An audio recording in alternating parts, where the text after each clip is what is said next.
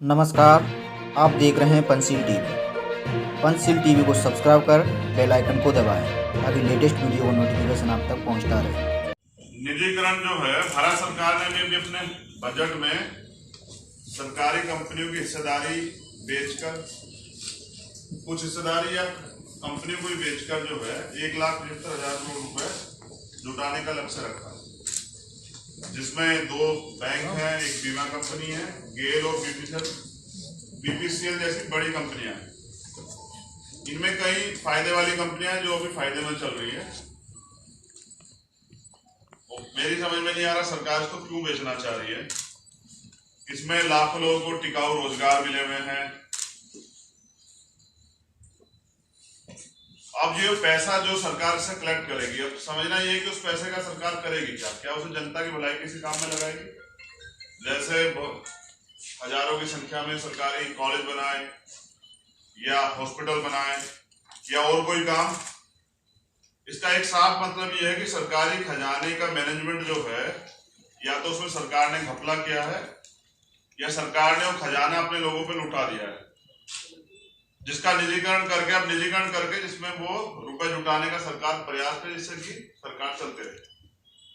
और मेरी राय में एक षड्यंत्र है जो सत्ता में बैठे लोगों ने रचा है, लोकतंत्र को महंगा करके। अब चुनाव लड़ने के लिए करोड़ों रुपए की जरूरत है, और वो करोड़ों रुपए जैसे भी किसी स्टेट में चुनाव होता है, सेंटर में होता है, सरकार उन्हें जुटाती है। अब भारतीय जनता पार्टी का आप देखोगे कि बड़े बड़े कार्यालय बने हैं अभी, और हर चुनाव में इनके विपक्ष का एक आधा हेलीकॉप्टर होता है, इनके सैकड़ों हेलीकॉप्टर होते हैं।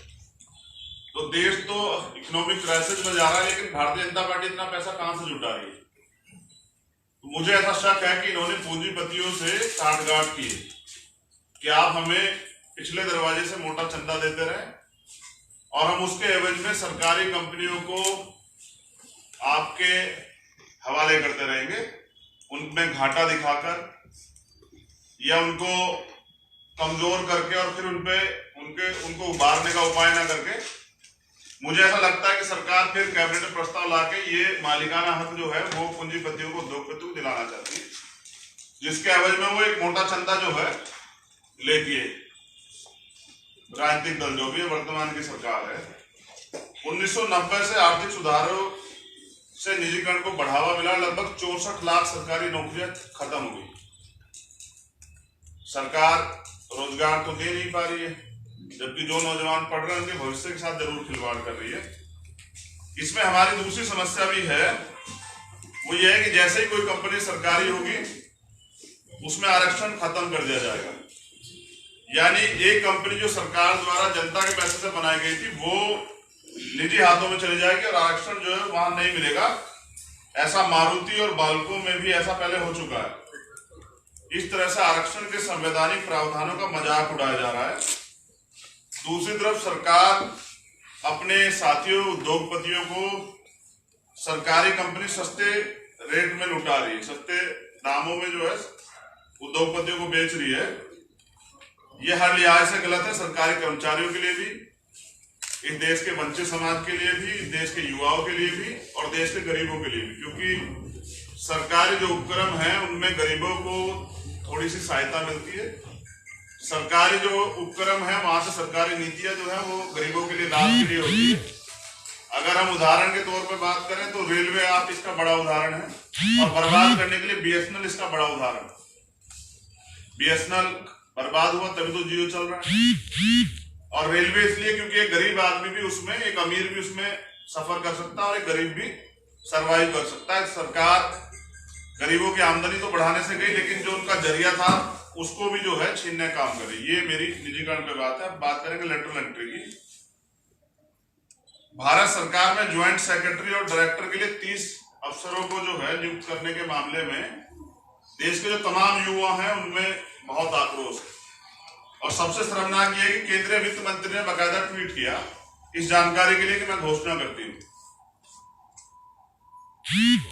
मानो देश के युवाओं के लिए उन्हें नौकरी का कोई अवसर दिया हो कि मैं नौकरियों की घोषणा करती हूँ, जबकि हमारे देश के जो और भी जो मिनिस्टर हैं वो कहते हैं कि हमने ठेका नहीं ले रखा युवाओं का।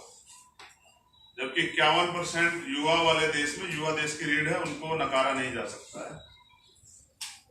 भारतीय संविधान के आर्टिकल 315 से 323 के बीच केंद्र और राज्य सरकारों के लोक सेवा आयोग का प्रावधान है। इन्हें सरकारी सेवाओं में नियुक्ति के लिए नियम बनाने में परीक्षा आयोजित करने का जिम्मा सौंपा गया है। सरकार अधिकारियों की नियुक्ति के मामले में इतना गंभीर सरकारी अधिकारियों की नियुक्ति के मामलों को इतना गंभीर समझा के जरिए अपने अफसर भरे को सिस्टम में बिठा देगी, तो मुझे लगता है कि राजा ने दिन कहा तो रानी ने भी दिन कहा और मंत्रियों ने भी दिन कहा। राजा ने रात कही तो रानी ने भी रात कही और मंत्री ने भी रात कही, और ये सुबह सुबह की बात थी। मुझे ऐसा लगता है कि सरकार के चहीते लोग वहां बैठ जाएंगे तो मुझे लगता है कि ना तो न्याय संगत कोई काम होगा, ना ही संविधान संगत कोई काम होगा, ना ही कानून के दायरे में कोई काम होगा। कई मामलों में हमने देखा भी है कि आंदोलन करना हमारा कॉन्स्टिट्यूशनल राइट है, जबकि वहां लोहे की इतनी लंबी लंबी कीलें जो है वो गाड़ दी जाती है, और उसके साथ साथ जो है वो वायर लगाया जाता है जो बॉर्डर पे लगा हुआ है। इसमें कुछ बड़ी समस्याएं जो है वो फ्यूचर में जो आने वाली, उसको भी मैं आपकी जानकारी में रख देता हूं। एक तो ये संविधान का खुला उल्लंघन है, क्योंकि अवसर की समानता के संवैधानिक सिद्धांत को पर लैटरल एंट्री एक हमला है। यहां इसमें अवसर की समानता नहीं, सरकार जिसे चाहेगी वो रखेगी। तो ये भी निजीकरण ही है। जो छात्र नौजवान इन नौकरियों के लिए कई वर्षों से दिल्ली में रहकर कठिन मेहनत कर रहे हैं, देश के कहीं भी किसी कोने में रहकर मेहनत कर रहे हैं, उनके साथ भी अन्याय, उनका हक मारा जा रहा है।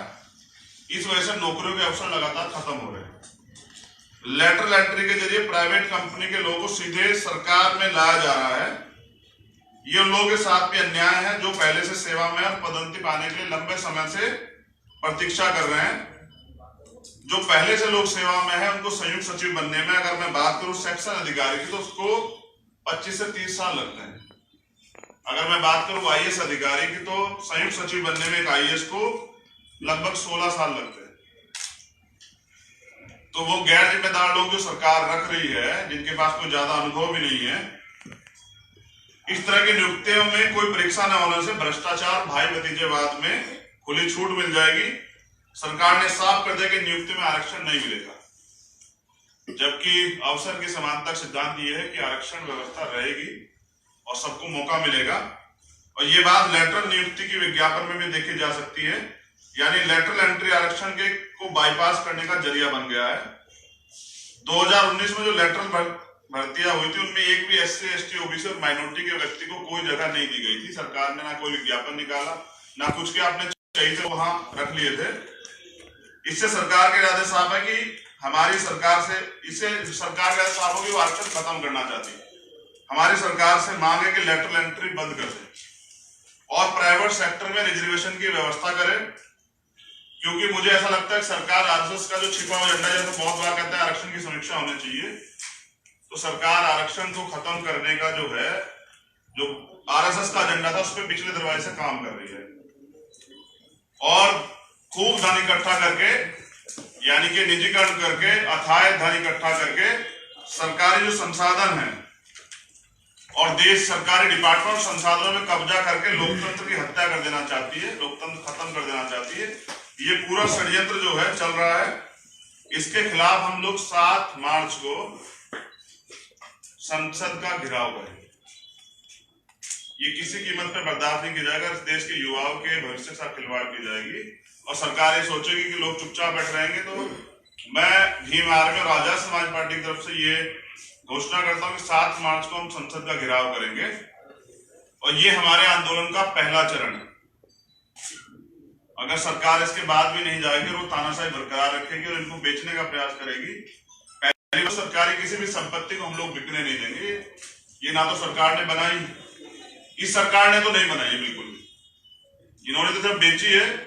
तो इससे देश कमजोर हो रहा है आर्थिक रूप से, ये नहीं होने देंगे। तो सरकार होश में आ जाए और ये घोषणा जो उन्होंने की है ये बंद करें। सरकार के लोगों में बहुत पैसा है, आरएसएस के लोगों ने खूब बड़े बड़े दफ्तर बनाए हैं, उनको बेच के जो है सरकार इस पर देश को आगे चलाने के लिए काम कर सकती है।